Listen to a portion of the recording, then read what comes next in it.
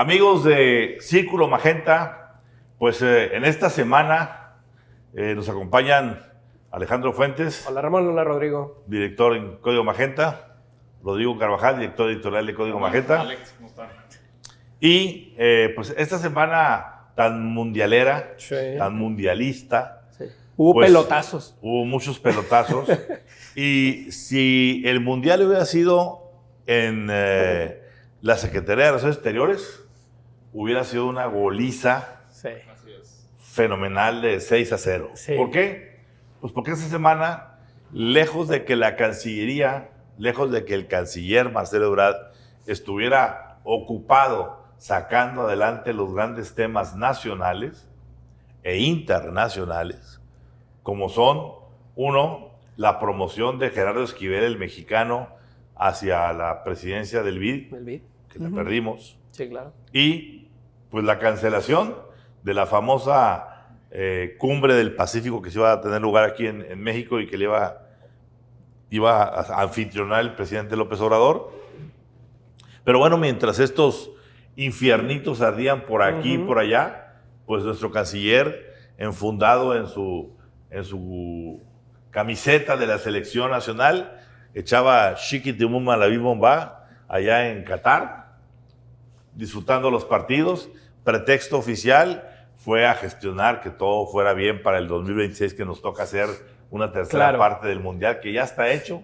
Hubiera ido, no hubiera ido, como quiera, el Mundial va a ser aquí el 26.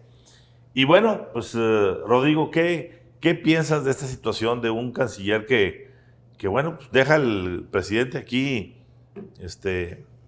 parece más importante mediáticamente para sus propósitos de campaña el estar ahí en la televisión gritando porras a la selección nacional, Sí, claro, que estar pues agarrando la manguera y apagando los incendios internacionales? Alguien podría incluso sugerir que este nivel de indiferencia ya es la aceptación del propio Marcelo Ebrard de que él no va a ser el candidato del oficialismo, porque es la crisis más grave que hay de la política exterior, casi de todo el sexenio, que en un fin de semana se haya hecho una operación tan mala para promover a Gerardo, primero para promover a Alicia Bárcena, que fue vetada de acuerdo a personas cercanas al asunto a políticos importantes de Estados Unidos, quien era la titular de CEPAL, y después de que a una semana de la elección del nuevo titular del BID, que por cierto antes estaba en manos de Mauricio Claver Carone, un importante personaje cercano al Partido Republicano de Florida, que México no haya hecho cabildeo con sus supuestos aliados estratégicos de la izquierda, llámese Colombia, llámese Chile,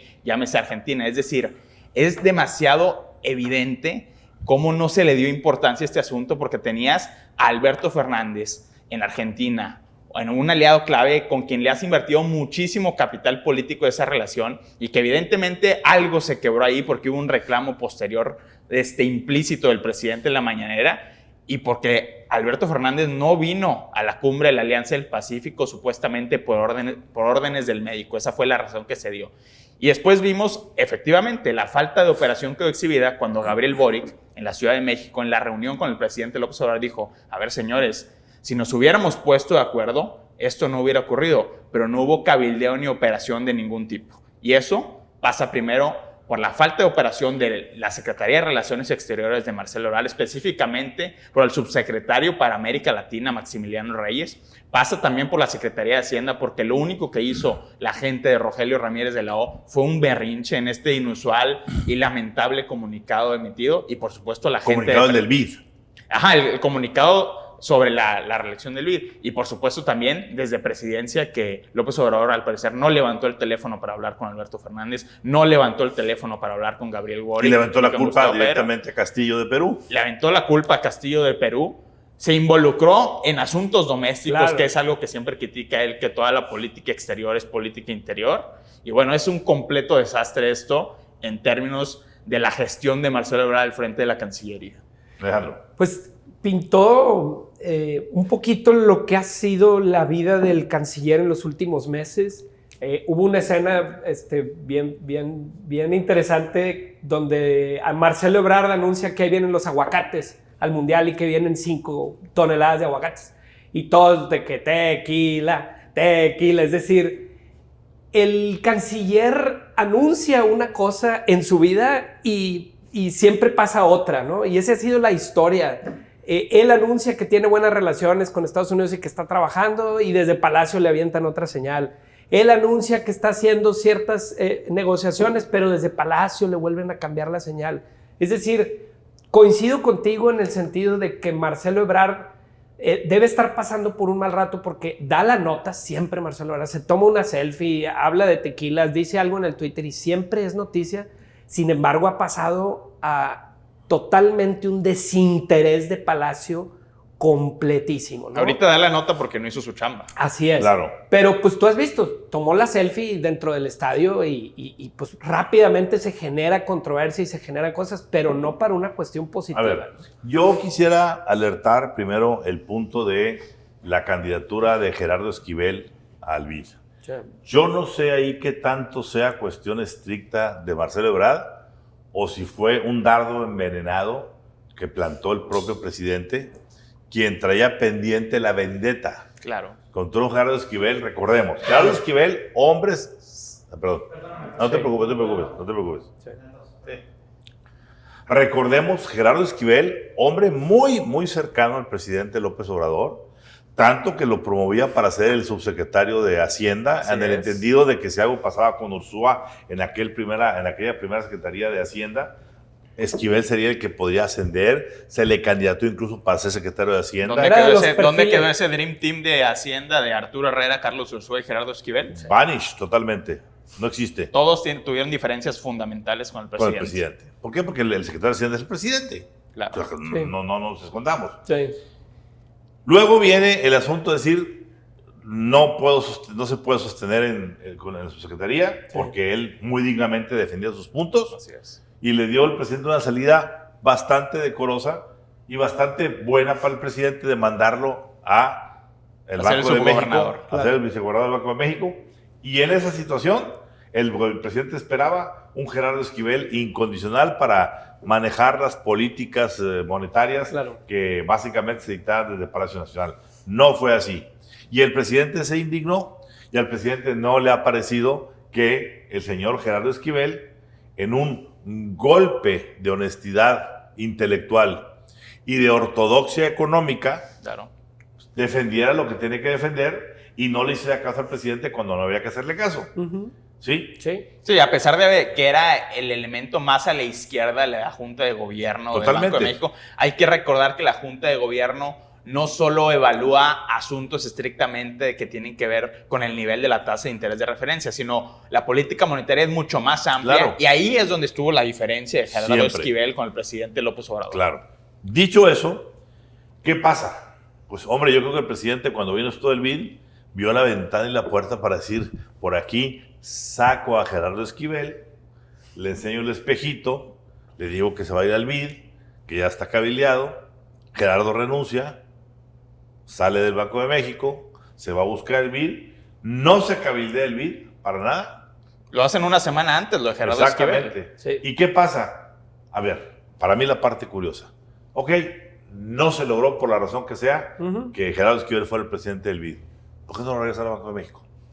Claro. ¿Por qué no le dejan su asiento y le dicen, regrésate a tu asiento? No. No, la respuesta es porque ya hay gente cabildeando esa posición. Gente política, por ejemplo, Raquel Buenrostro, que quiere colocar a su hermana Lucía Buenrostro, que por cierto es la vicepresidenta de regulación de la Comisión Nacional Bancaria de Valores, un puesto muy importante en términos de lo que va a suceder, por ejemplo, por poner un ejemplo, con la venta de la banca minorista. Sí, pero ahí tenemos gente en las propuestas más calificadas, un Jorge Mendoza, por ejemplo, que tiene estudios en el extranjero, que ha sido preparado en diferentes instancias financieras del gobierno, tanto el sexenio pasado como ese sexenio, y es gente que viene de nueva generación para inyectarle sangre joven al Banco de México.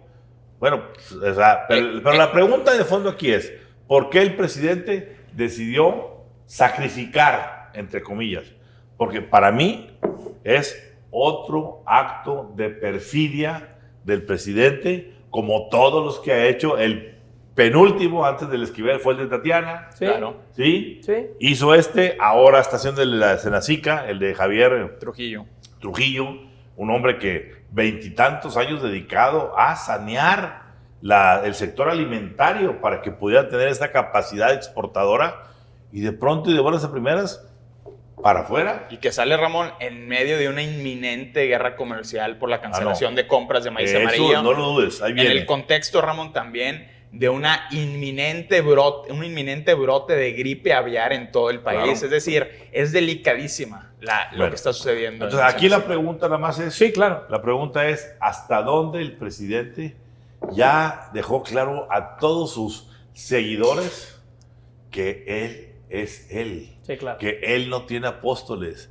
que sus apóstoles son absolutamente prescindibles y sacrificables. Se apelliden como se apelliden, sean tan cercanos como sean, los llamen sus hermanos en los mítines mañaneros y en sus reuniones, no les sirven para nada si no siguen sus designios. Pero imagínate lo grave que la estabilidad, porque el presidente ha tomado el control, también hay que hablar de que el presidente ha tomado el control absoluto de la política económica en este país. Y en este momento el presidente entiende o está convencido de que hay que mantener la estabilidad macroeconómica, hay que mantener déficits fiscales medianamente controlados, una deuda también medianamente controlada. Pero ¿qué pasa si el presidente por razones políticas cambia de parecer? ¿Vamos a depender solo de lo que diga él?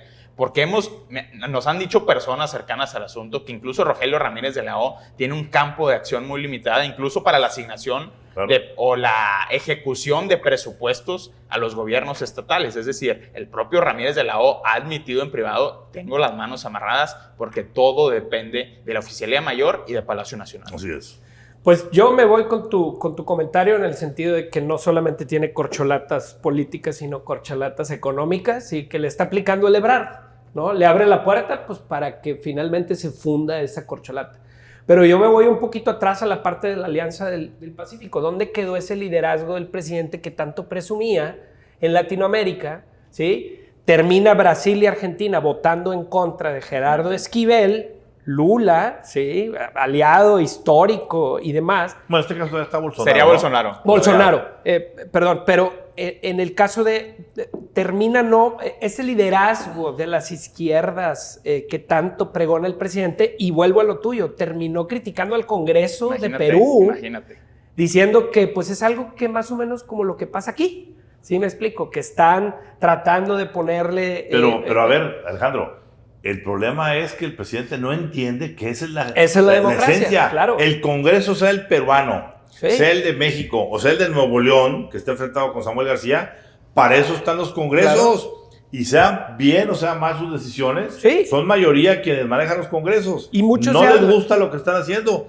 Esperen la próxima elección, voten por otro tipo de partidos y habrá otros congresos. Incluso mucho se habla que en Perú eso ha sido un modo de vida político. Claro. Los congresos siempre han estado fragmentados y eso ha permitido que se haga una depuración política constante y consistente, porque pues sabemos que las fuerzas políticas en Perú han ido de la izquierda a la derecha en pocos años, ¿no? Claro. Entonces, eso ha permitido que en Perú se ha dado la situación de que el expresidente Fujimori, Alberto Fujimori, esté en la cárcel y sus hijos, particularmente su hija, controlen el Congreso peruano en un tiempo. Así es. Entonces, a ver, es una yuxtaposición política, pero así es. Sí. Y la gente así lo vota, así lo quiere, por la razón que sea. Y también... Y el presidente no puede decir... Pero el presidente López Obrador no tiene nada que decir en eso. Lo que sí tiene que decir es: México ha perdido influencia y ha perdido poder real y poder soft en América Latina. La intención de López Obrador,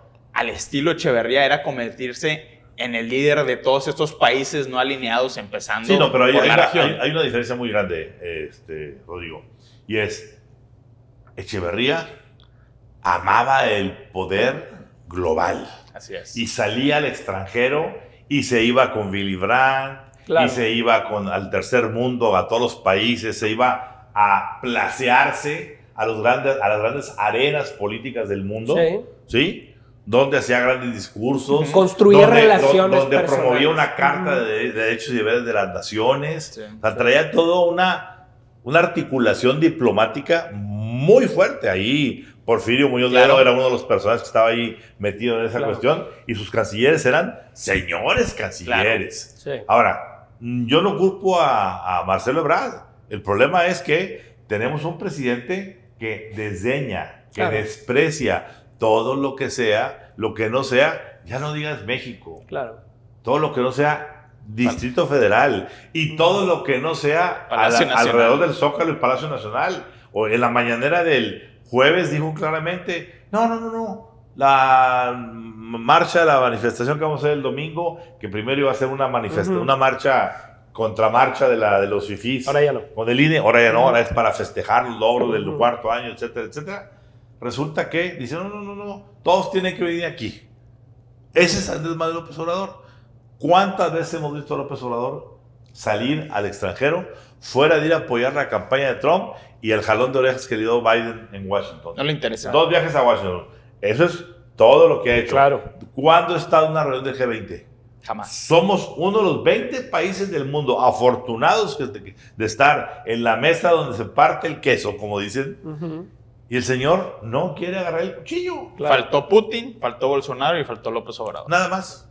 Bolsonaro en medio de un proceso electoral, Putin en medio de una guerra, Sí. y el presidente macaneando en Tabasco. Y un canciller que pues, no tiene la autoridad para hacer acuerdos. O si hace un acuerdo, pues Un se canciller- desdice A después ver, el un acuerdo. canciller, Alejandro, al que le han faltado arrestos para enfrentarse al presidente. A mí me encantaría ver a Marcelo Ebrard adoptar la actitud de Ricardo Monreal, de dignidad, decía el presidente. Entendemos que militamos en el mismo partido, Sí. pero no te vas a ir a hacer el jueguito de aprobarte la famosa ley electoral, porque no voy a quedar en la historia yo como una gente que va a hacer tus designios Así es. y vamos a destruir una institución que le ha dado valor a este país. Claro. Entonces, ¿en qué momento el señor Ebrard le ha puesto un alto? Yo no pido a Claudia Sheinbaum, dejen a Claudia con su boda, ¿sí?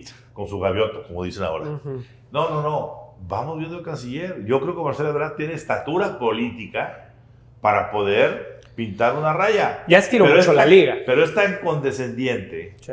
pero está tan atenido a que está esperando a ver si le toca la lotería, Sí. a ver si el señor se digna a poner el dedo así de la espada en la piedra arriba, que bueno, caray, mejor prefiere irse a Qatar, Sí. estar aquí apagando esos incendios. A ver, el asunto de la reunión del Pacífico aquí en México, hombre, ¿con qué facilidad? ¿Tú crees que Marcelo Ebrard lo hubiera arreglado? Yo creo que sí. Yo Con también. tiempo y operación y Absolutamente. experiencia, yo creo que sí lo pudo haber Le arreglado. dio flojera al presidente López Obrador.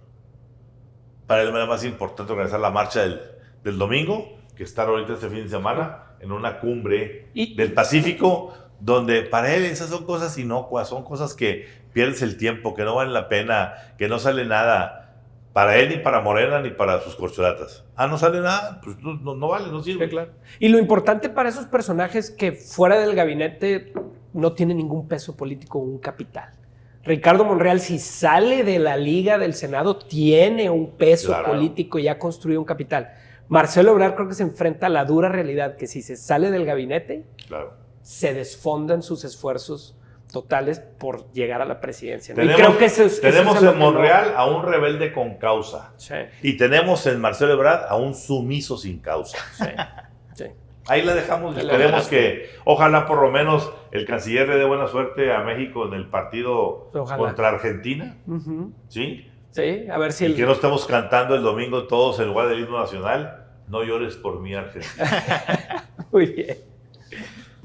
Y bueno, el tema también súper obligado esta semana es la marcha de este próximo domingo, en donde pues es una marcha, diría yo, que se hace en un vehículo que ya está desvielado, que ya está completamente corroído. ¿Por qué? Porque el presidente en su mañanera del jueves por la mañana ya dijo abiertamente, dobló flaps y dijo, me queda claro que no va a pasar la ley electoral. Ujú. Me queda claro incluso que ni siquiera el plan B de las famosas modificaciones así, finalmente Monreal tenía razón, Así es. no se le podían pasar esas ahí.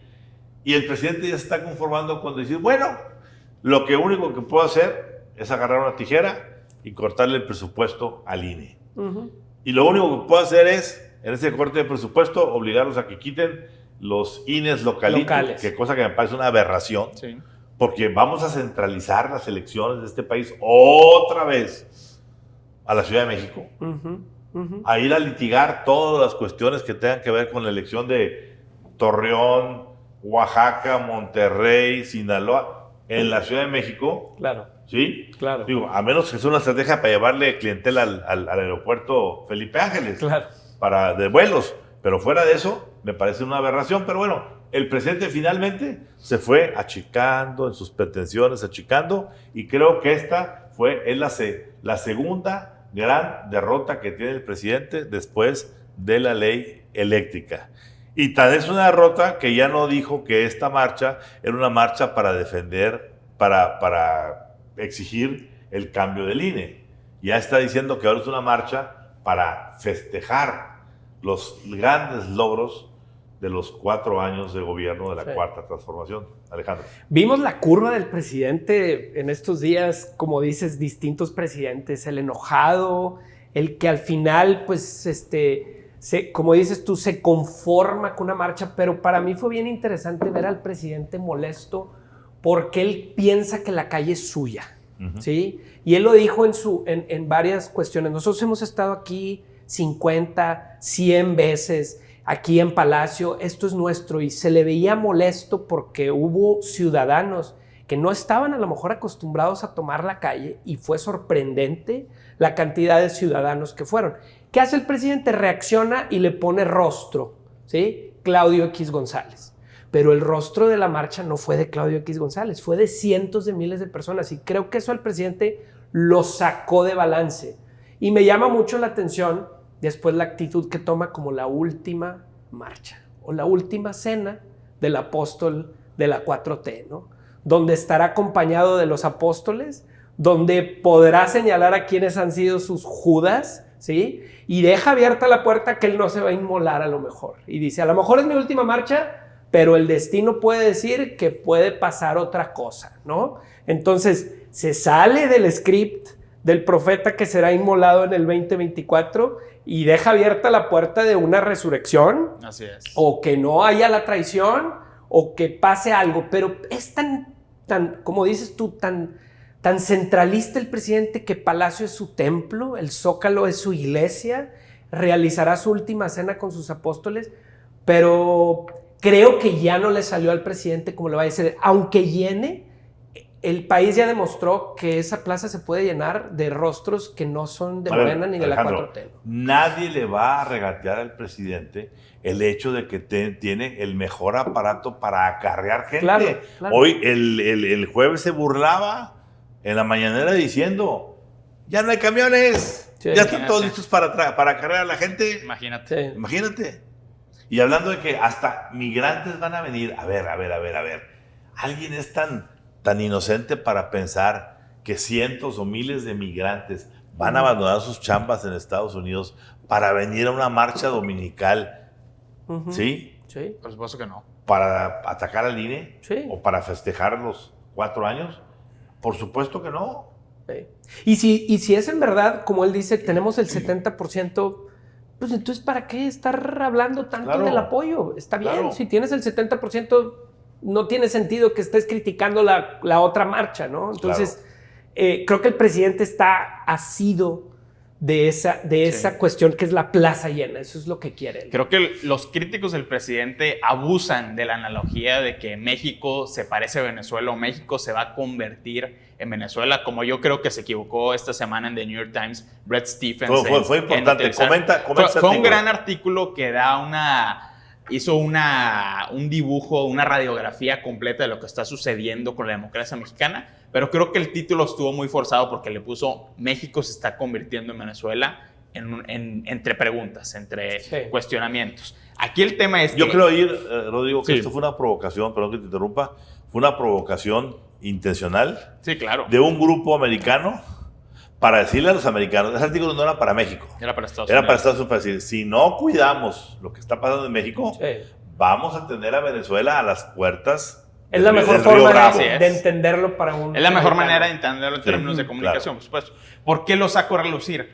Porque el hecho de implementar una contramarcha sí es una política 100% chavista.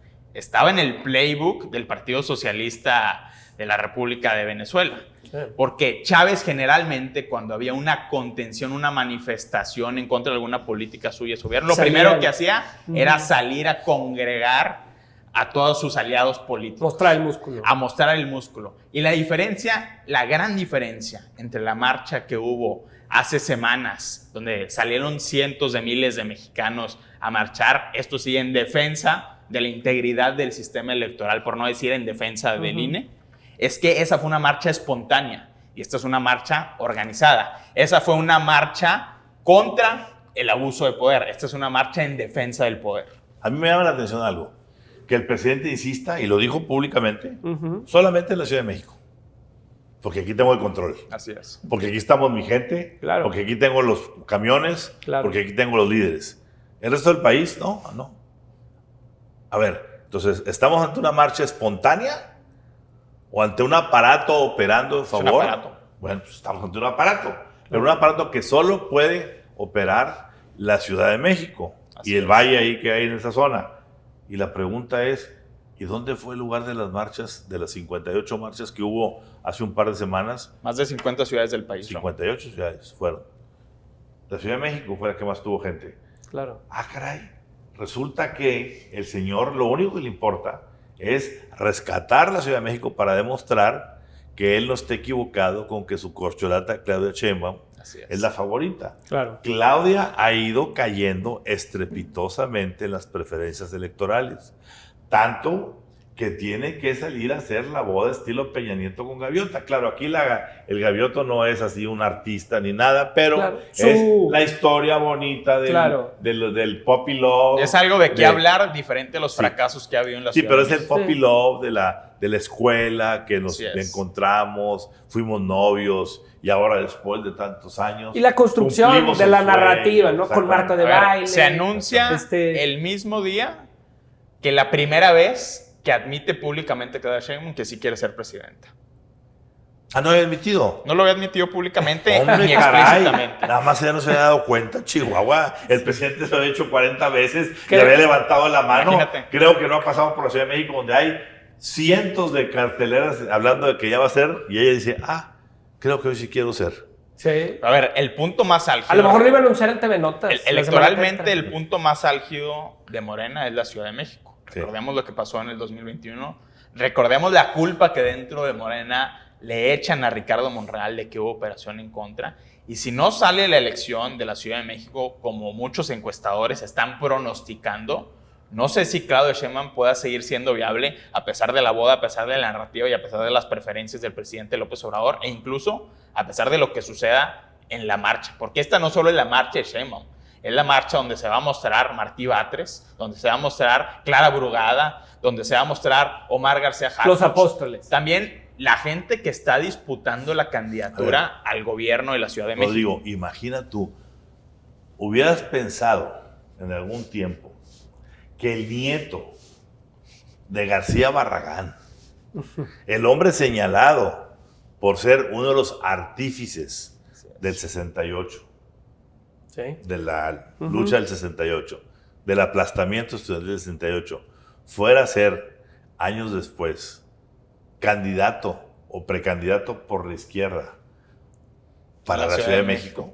Imagínate las vueltas que da Sí. Las la vueltas historia que de da la este vida, país. ¿no? Así es. A ver, el domingo tendremos una marcha completamente política y politizada. Una marcha de desagravio. Es una marcha de desagravio. Así es. Y él diría, ¿sí? ¿Cómo dijo que es la última? Es su última marcha, Sí, lo que, dijo. Podría ser su última podría marcha. ser mi última marcha porque en el 2024 ya me retiro. O quién sabe qué O nos sea, deparará sí, el destino. Significa que de aquí al 24 no va a salir nunca a la calle. Eso es lo que él dice.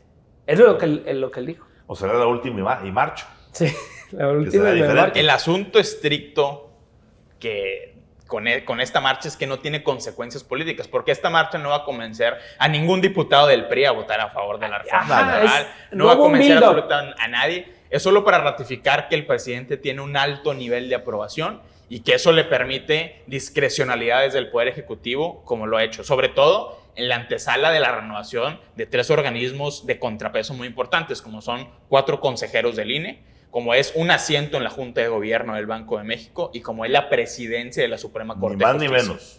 El punto es que una marcha como reacción no va a poder superar esta historia que construyó la primera marcha, donde no sabíamos cuánta gente iba a ir, no sabíamos si iba a ir mucha gente y se construyó una historia de éxito para la sociedad civil y ahora la historia es de, bueno, pues esto, pues sí, se va a llenar, ya sabemos. La marcha del presidente. Sí, ya sabemos que va a haber discursos, sí, ya sabemos que es la oligarquía, entonces no va a tener el efecto que tuvo la primera marcha, pero pues bueno, veamos A ver, cómo lo que va a tratar de hacer únicamente es igualar marcadores Sí. para que la marcha primera deje de brillar como brilló. Así es. Y segundo, no duden, el presidente va a mandar un mensaje y un mensaje que va a ser el arranque y el despegue oficial ya ahora sí de la campaña de la asociación presidencial que ya viene arrastrando, sí, pero ahora en la tierra de Claudio Sheinbaum, ya con pareja Claudio Sheinbaum, Sí, somos con fans. Marcelo en Qatar para que no esté dando lata, ¿sí?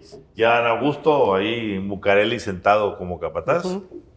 Hay un tema creo que también que hay que comentar es que Ricardo Monreal dejó en claro que él no va a asistir a la marcha. Ah, no, claro, bueno, él, a ver, es que él sí tiene acciones legislativas que hacer. En Tiene que España. asistir en España junto con otros legisladores a un encuentro Claro. legislativo internacional y él sí no le saca la vuelta a los encuentros internacionales. Así es. Pues yo creo que de una u otra manera pues fue muy oportuno que tuviera esa, como lo dijimos, lo discutimos aquí la semana pasada, ¿no? Que decíamos, uno decíamos que sí iba, otros decíamos que no iba, yo siempre dije no va a ir, no, sería absurdo que hiciera un capital político tan grande para irlo a dilapidar en un día. Salir ahí. Ujú. Va a haber que ver, lo que va a haber que ver es si el presidente dijo que él va a estar al frente de la marcha, ¿qué va a ser el entourage de la marcha? Claro. ¿Quiénes van a ocupar? Epigmenio Ibarra, Beatriz Gutiérrez Müller, Jesús Ramírez. Jesús Ramírez, todo el equipo, y quiénes van a querer dar codazos para meterse en medio, Veremos la foto. quiénes van a decir mejor yo me hago lejecitos porque esto no va bien, pues habrá que analizar, hacer esa radiografía la próxima semana. Muy bien. Así es. Bueno, y una vez más Nuevo León, y como si el gobernador Samuel García no tuviera suficientes incendios políticos con Adán Augusto López, con los partidos políticos, con los diputados en el Congreso, Los alcaldes. con los alcaldes, todos menos los naranjas, Ujú. con el sector empresarial, con N sectores, pues ahora resulta que pues, la primera dama del Estado, Mariana Rodríguez, la influencer importante en la vida Y de funcionaria, Samuel García, Ramón, es importante. y Es funcionaria la titular importante. de una oficina de gobierno Exactamente, llamada Amara Nuevo León. Amara Nuevo León. Y pues, sale a dar un TikTokazo, Claro. un Instagramazo, Ujú. un golpe de redes sociales donde abiertamente dice así, inocentemente dice que, pues, si ella les contara que en la anterior administración, en el DIF, se vendían a los niños. Así, se vendían. Como si fuera una cosa de Anecdótica. chicles En la administración del Bronco. del Bronco.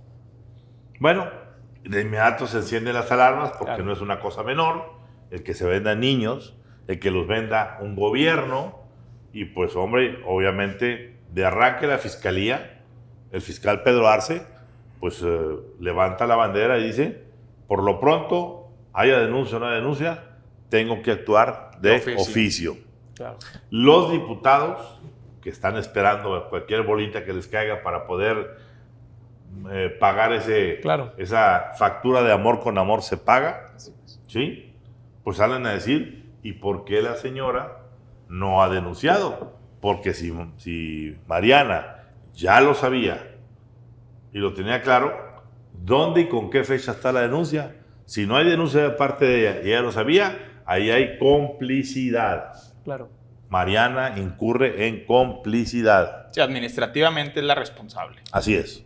Y bueno, pues no hay que olvidar que en la actual administración, pues también se han dado casos muy sensibles, como el de un niño, un jovencito, que murió en Ujú. condiciones muy curiosas, por decirlo menos, Sí. y que en lugar de entregar el cuerpo, que alguien dijo que fue un cuerpo que fue golpeado, alguien dijo que se cayó, lo que sea, pero curiosamente ese cuerpo nunca fue entregado a la autoridad, y cuando la autoridad fue a reclamar ese cuerpo, lo único que dijeron es, aquí están las cenizas. ¿Es ilegal eso, Ramón? Es un acto completamente ilegal. Tienes que emitir un peritaje. Y eso fue lo que empezó el drama entre el fiscal Gustavo Adolfo Guerrero y Samuel García, quien le pedía al entonces fiscal que desaparecieran ese expediente para que no hubiera líos, porque el director del DIF actual era amigo de Mariana y esto podría complicarse y podría ser incómodo para Mariana. Curioso que esa Mariana esté hoy denunciando la venta de niños y además saliendo al día siguiente de la controversia de la venta de los niños a decir que en el DIF del sexenio pasado se cometían atrocidades. Rodrigo. A ver, Ramón, ¿por dónde? ¿Por dónde comenzamos? ¿Por dónde comenzamos? ¿Por dónde cambiamos el pañal del niño? No, esto es gravísimo. Estamos hablando trata de personas patrocinada por una autoridad del Estado mexicano. Sí. Es decir, se tiene que tener una claridad y una seriedad absoluta. ¿Quién vendía a los niños? ¿A quién se le vendía? ¿Cómo se le vendía? ¿Hay alguno de los funcionarios que vendían que todavía están participando en el gobierno? ¿Dónde están esos funcionarios? ¿Quiénes son los responsables? ¿Quién está haciendo la investigación? ¿Quién es el responsable de la investigación interna en Amara, Nuevo León? Porque lo que dijo Mariana Rodríguez un día después de que vino toda esta polémica, es decir, no puedo comentar mucho porque estamos haciendo una investigación rigurosa de la cual, por cierto, no dio absolutamente ningún detalle. Y curiosamente, Mariana Rodríguez se está protegiendo diciendo, pero bueno, esto es muy difícil de comprobar. A ver, esto se tiene que llevar a la última instancia, se tiene que poner todos los recursos porque es algo gravísimo. Vender niños desde vender niños desde el Estado mexicano y tendría que ser éticamente la bandera administrativa y política de la función pública de Mariana Rodríguez de tener esto y que se llegue a deslindar las responsabilidades para poner un ejemplo de que esto no puede estar sucediendo.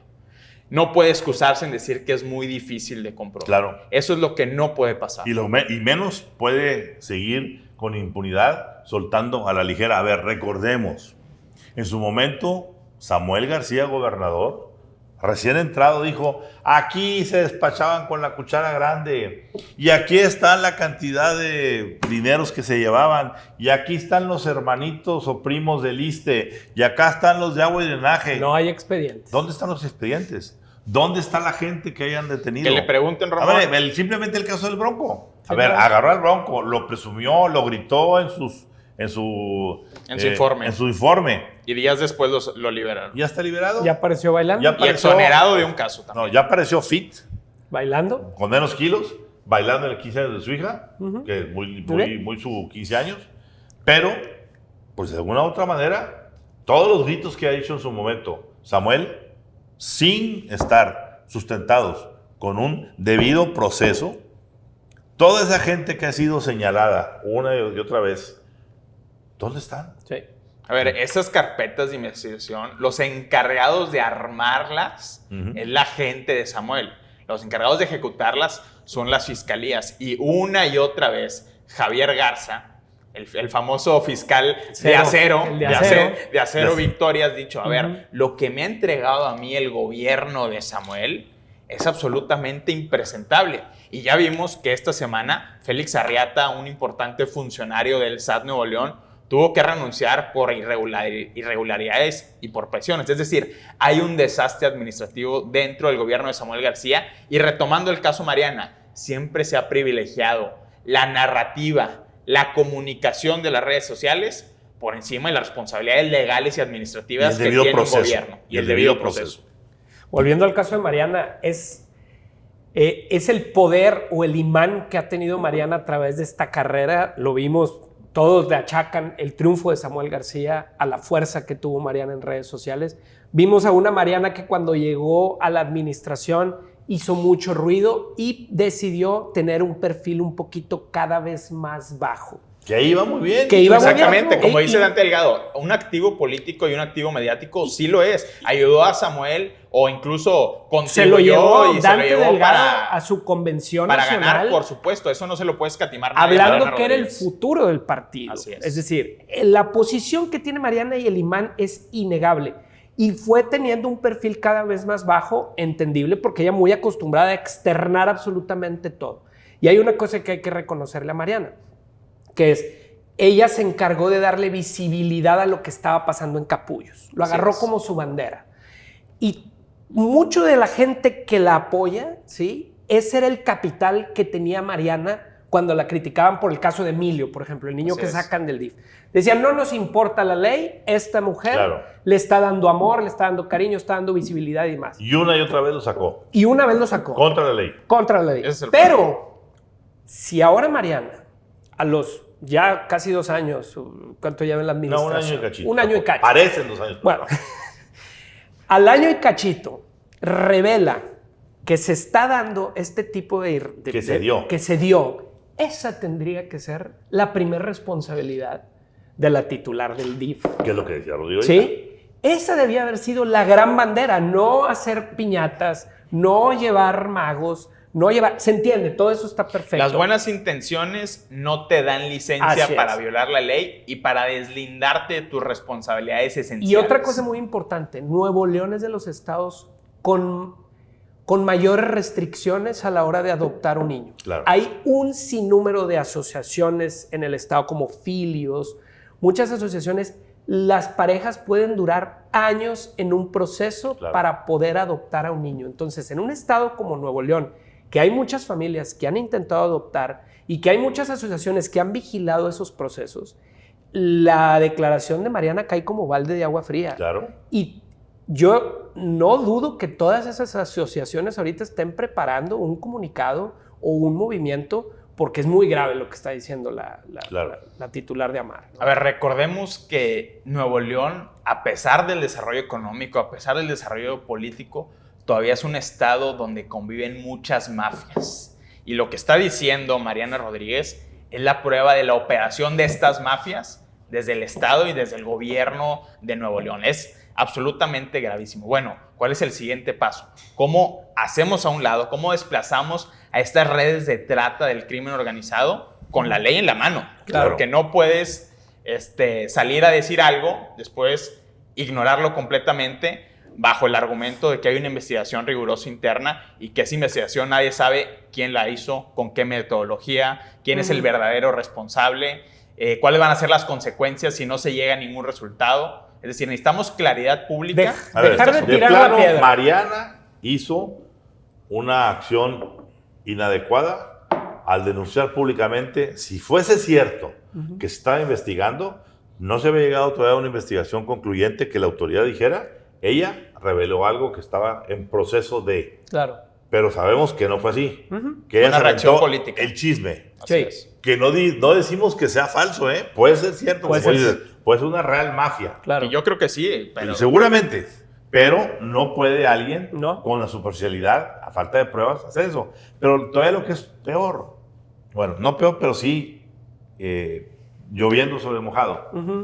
El que le eche gasolina a Mariana en este momento de crisis política del gobernador, porque, hombre, es inaudito que en este estado, hace apenas 2 semanas, viniera el señor secretario de Gobernación, Corcholata Tercera, de la Cuarta Transformación, a Augusto López, donde llamó hipócrita, mentiroso. Me engañó, dijo. Me engañó a Samuel. Y ahora sabemos por qué, ojo, porque en aquel entonces nos quedamos todos como, a ver, ¿y por qué? Bueno, ya sabemos por qué lo engañó. Ya lo dijo públicamente en un discurso el secretario de Gobernación, dijo, fue y me entregó públicamente lo que él decía, que ya en los proyectos y todo lo que era el plano para hacer el famoso acueducto, y que pues, le dijeron de Conagua cuando lo vieron, perdónenme, pero esto no son más que nada. No tiene nada. Lorem ipsum. Hay que empezar desde cero. Lorem ipsum.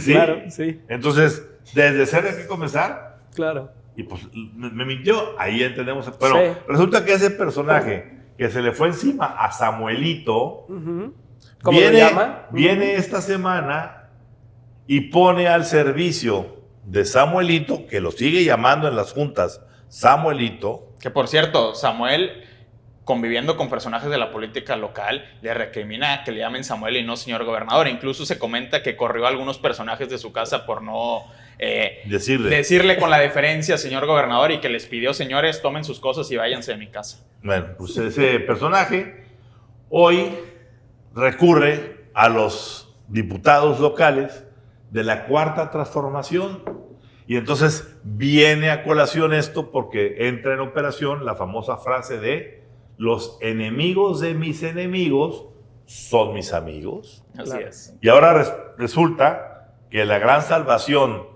del gobierno de Samuel García en materia presupuestaria, todo lo que está haciendo de estos puentes que se dinamitaron entre el Congreso, alcaldes y él, por su agresividad en operar lo que operó, resulta que ahora se hay están un elemento reconstruyendo por Adán Augusto López y los diputados locales, que vamos a saber en dónde va a parar esto. Claro, porque hoy el Congreso amanece con un exhorto en el que pues, solicitan que se investiguen las declaraciones oficialmente de lo que hizo Mariana, ¿no? Entonces, Claro. El Congreso hoy tiene un elemento más de negociación. Hay que decir las cosas claras. En este país la justicia sigue completamente politizada. Y existe el riesgo de que si la relación de Samuel García y su gobierno se sigue deteriorando tanto con el poder político local como con el poder político nacional, va a haber gente que no va a dudar en utilizar facciosamente el caso de Mariana Rodríguez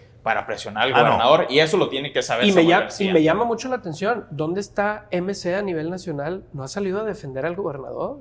¿No han venido a hacer un stand y ponerse del lado del gobernador para decir, como si un lo partido, hizo una vez Dante Delgado hace meses? Como lo hizo Dante Delgado hace meses. ¿Qué está pasando en la influencia política de Samuel, ¿no? Pues bueno, tendremos que ir dando cuenta de esto, sí, de los niños desaparecidos, vendidos, prestados,